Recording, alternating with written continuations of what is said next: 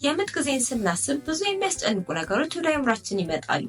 በዚህ ሰዓት በትክክል በሰውነታችን ውስጥ ምን እየተካሄደ እንዳለ ማወቅ ደግሞ ካላስፈላጊ ጭንቀት ይጠብቀናል። ዛሬ በምጥ ጊዜ በሰውነታችን ውስጥ የሚከናወኑትን ዋና ዋና ነገሮች፣ ልጃችን ላይ ደግሞ የሚፈጠሩትን ነገሮች በሙሉ ነግራችኋለሁ። በተጨማሪ ደግሞ በምጥ ጊዜ እንዴት ራሳችሁን ማረጋጋት እንደምትችሉ አብሬ ስለምነግራችሁ እስከ ቪዲዮ መጨረሻ ድረስ አብራችሁን ቆዩ። የእርግዝና ጊዜያችን እያበቃ የመውለጃ ጊዜያችን ደግሞ እየተቃረበ በሄደ ቁጥር ከሚፈጠሩት ነገሮች ውስጥ የመጀመሪያው ኢንጌጅመንት የምንለው ማለትም ጽንሱ ወደታች ወደ ዳሌ አጥንቶቻችን ወይም ፐልቪክ ቦን የምንለው ማለት ነው ወደሱ የሚወርድበት ጊዜ ነው። ይሄ ጊዜ ደግሞ ማለት ያው ጽንሱ ለመወለድ እየተዘጋጀ እንደሆነ የሚነግረን ነገር ነው ማለት ነው። በተለምዶ እናቶቻችን ጽንሱ ተገለበጠ ወይም ደግሞ ወደታች ወርዷል የሚሉበት ጊዜ ማለት ነው። የመጀመሪያ እርግዝናችሁ ከሆነ 36 ሳምንት ወይም 9 ወራችሁ ከገባ በኋላ ይሄ ነገር ሊፈጠር ይችላል። ሁለተኛና ከዛ በላይ የሆነ እርግዝና ላይ ግን ይሄ ነገር የሚፈጠረው ምጥ በሚጀምርበት ጊዜ ነው። ከዚህ በፊት በሰራሁት ቪዲዮ ላይ ስለ እውነተኛ ምጥና ውሸተኛ ምጥ ልዩነት በደንብ አድርጌ ገልጫለሁና ስለ ውሸት ምጥ በደንብ አድርጋችሁ ማወቅ ከፈለጋችሁ ሄዳችሁ ተመልከቱት። ዛሬ ግን የማወራው ስለ ትክክለኛው ምጥ ነውና ትክክለኛ ምጥን በሶስት ቦታ ከፍለን መመልከት እንችላለን። ፈርስት ስቴጅ የምንለው ማለትም የመጀመሪያው ክፍል፣ ሰከንድ ስቴጅ ወይም ሁለተኛው ክፍል፣ እንዲሁም ደግሞ ሶስተኛው ክፍል ወይም ሰርድ ስቴጅ ብለን መክፈል እንችላለን ማለት ነው። ከመጀመሪያው ክፍል ወይም ፈርስት ስቴጅ ከምንለው እንጀምር። ፈርስት ስቴጅ ላይ ምን መሰላችሁ የሚፈጠረው? ምጥ ምንም ካለመኖር ወደ መኖር የሚመጣበት እንዲሁም ደግሞ የበለጠ ወደ ፈጣንና ወደ መፋፋም የሚሄድበት ጊዜ ነው። ስለዚህ በዚህ ሰዓት እንደምትገምቱት ወይም እንደምታስቡት ቁርጠት ይኖራል። ቁርጠቱ ግን የበለጠ ጠንካራ እየሆነ እየጨመረ ህመሙ የሚሄድ ቁርጠት ነው የሚሆነው።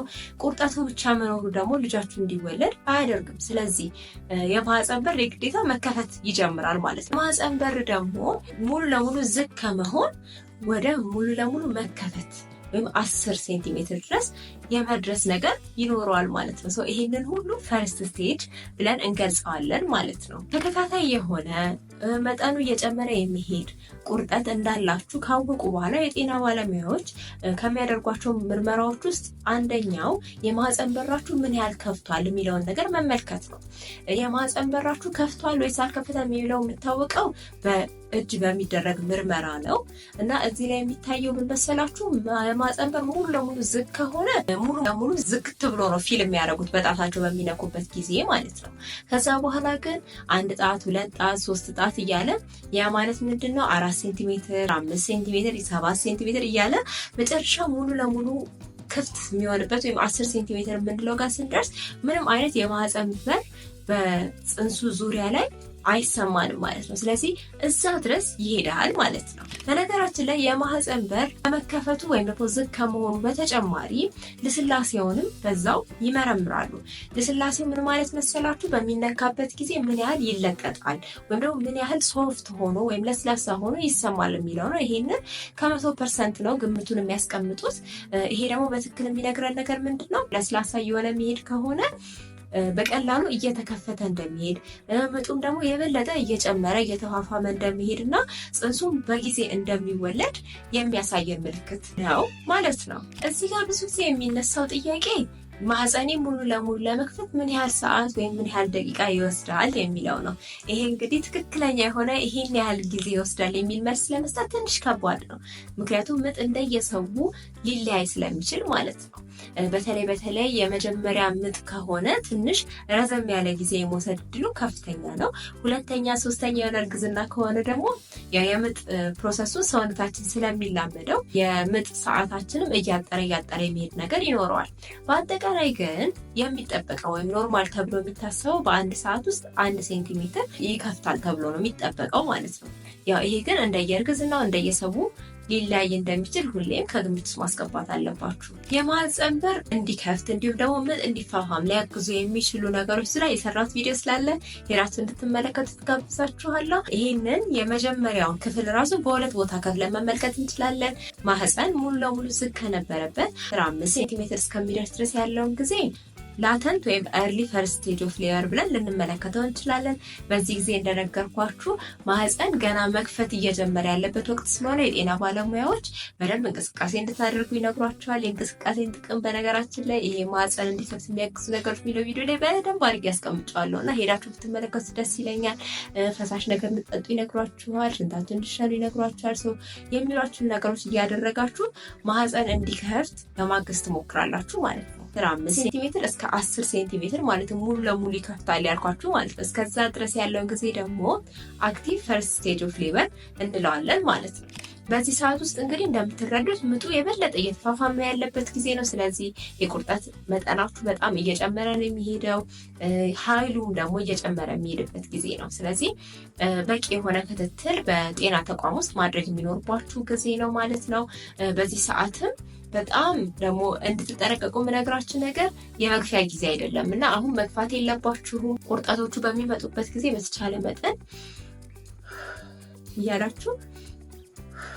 እያላችሁ ትንፋሽ እየወሰዳችሁ ቁርጠቱን ለማሳለፍ ነው መሞከር ያለባችሁ። በዚህ ጊዜ ውስጥ መግፋት ማይመከርበት ምክንያት አንደኛ ምንም ለውጥ አታመጡ። ሙሉ ለሙሉ ማህፀን ባልተከፈተበት ሁኔታ ብትገፉት ራሱ የመውጣት ነገር አይኖረውም። ነገር ግን እናንተን ላላስፈላጊ ድካም፣ የማህፀን በራችሁ ላይ ደግሞ አላስፈላጊ የሆነ ጫና እንዲፈጠር ነው የሚያደርገው። ስለዚህ በዚህ ሰዓት መግፋት የለባችሁም በፍጹም። ነገር ግን እየተነፈሳችሁ ህመሙን ለማሳለፍ መሞከር አለባችሁ።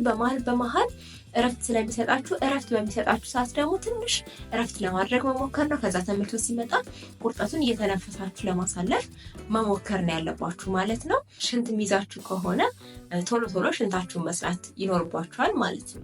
የማህፀን በር ሙሉ ለሙሉ ተመክፈቱ ወይም ደግሞ 10 ሴንቲሜትር የምንለው ማለት ነው ከመድረሱ በፊት ትንሽ ሰዓት አለች። በጣም አጭር በጣም ከባድ ህመም ያለባት ሰዓት። ያቺ ሰዓት የተለያዩ ምልክቶች ይታያሉ። ህመሙን ትንሽ የማጣደፍ ነገር፣ ቁርጠቱን ትንሽ የመደጋገም ነገር ይኖረዋል። ይሄ እንግዲህ ቶሎ አድርጋችሁ ወደ ሙሉ ለሙሉ ወደ መከፈት ወይም ወደ ሰከንድ ስቴጅ ወደምንለው እንዲደርስ የሚያፋጥነው ሰዓት ነው። ስለዚህ ይሄንን ጊዜ መሸጋገሪያው ወይም ትራንዚሽን ፌዝ ብለን እንመለከተዋለን። ብዙ ጊዜ ሴቶች በዚህ ሰዓት የማስመለስ የማቅለሽለሽ ነገር ይኖራቸዋል። ላብ ስምጥ የማረግ ከፍተኛ የሆነ ሙቀት የመሰማት ነገር ይኖረዋል። እንዲሁም እንዳልኳችሁ ቁርጠቱ የመደጋገም ነገር ይኖረዋል ማለት ነው።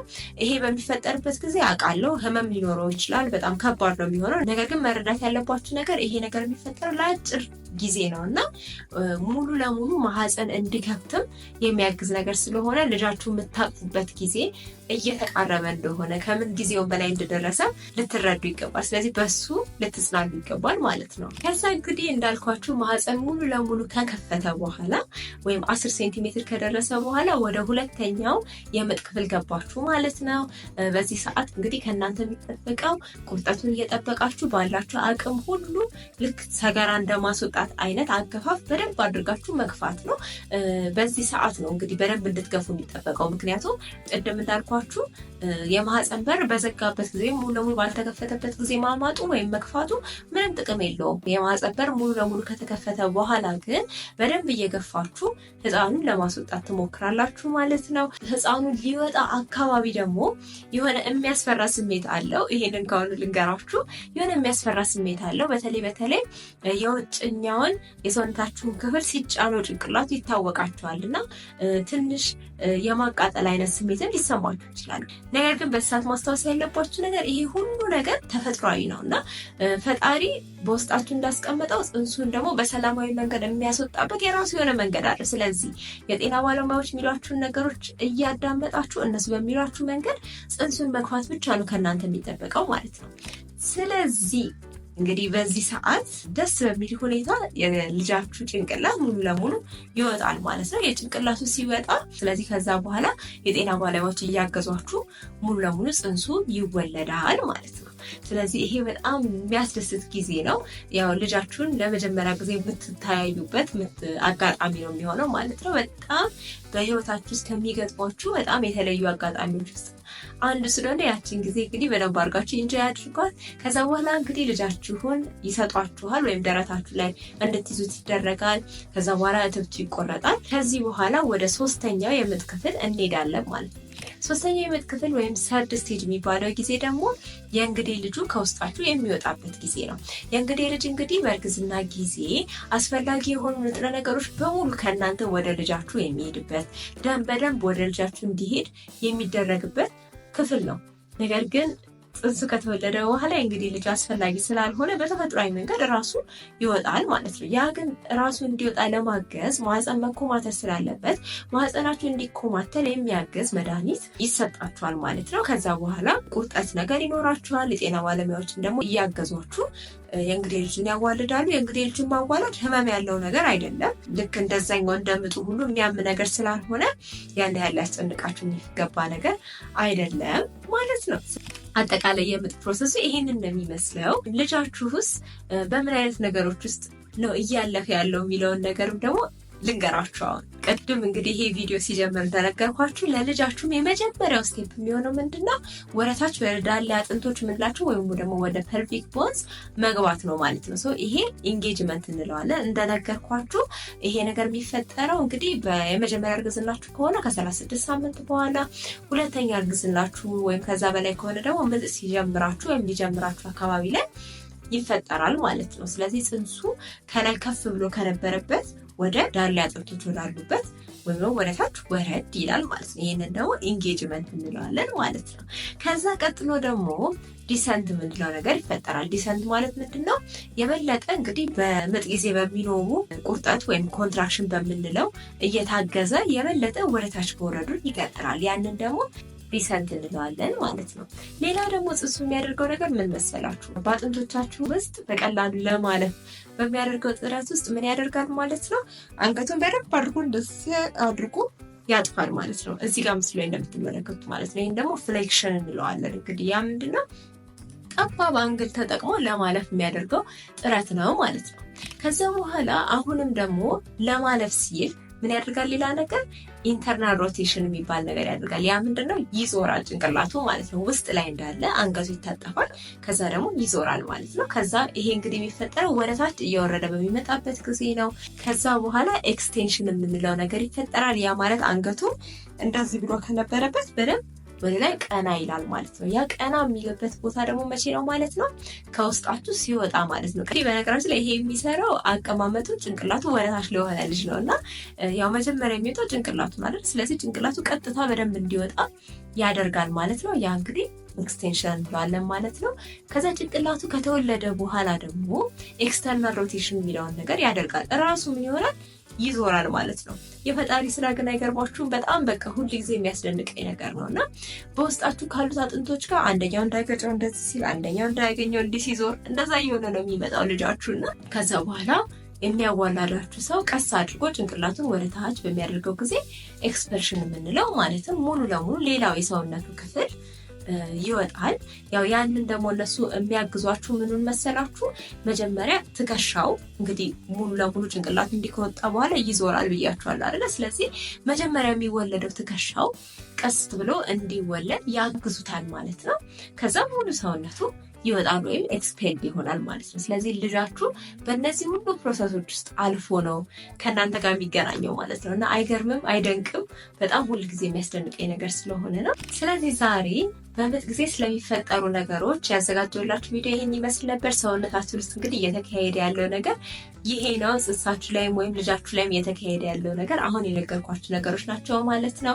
ምናልባት ግር ያላችሁ የበለጠ እንዳብራራላችሁ የምትፈልጉት ነገር ካለ ወይ ጥያቄ የፈጠረባችሁ ነገር ካለ እንደተለመደው ኮመንት ላይ ያስቀምጡልን። በሌሎች የሶሻል ሚዲያዎቻችን በኩልም ደግሞ ልታገኙ ትችላላችሁ። አዲስ ለሆናችሁና ለማታውቁኝ እኔ ስሜ ረዴት እንዳለው ይባላል። በሙያዬ ሚድዋይፍ ነኝ። በዚህ ቻናል ላይ ስለ እርግዝና፣ ስለ ወሊድ፣ ስለ ህፃናት እንክብካቤ እንዲሁም ደግሞ አጠቃላይ ስለ ስነ ተዋልዶ ጤና ሀሳቦችን የማጋራበት ቻናል ስለሆነ እንደምትጠቀሙበት አልጠራጠርም። ስለዚህ ሰብስክራይብ በማድረግ ቤተሰባችንን ተቀላቀሉ።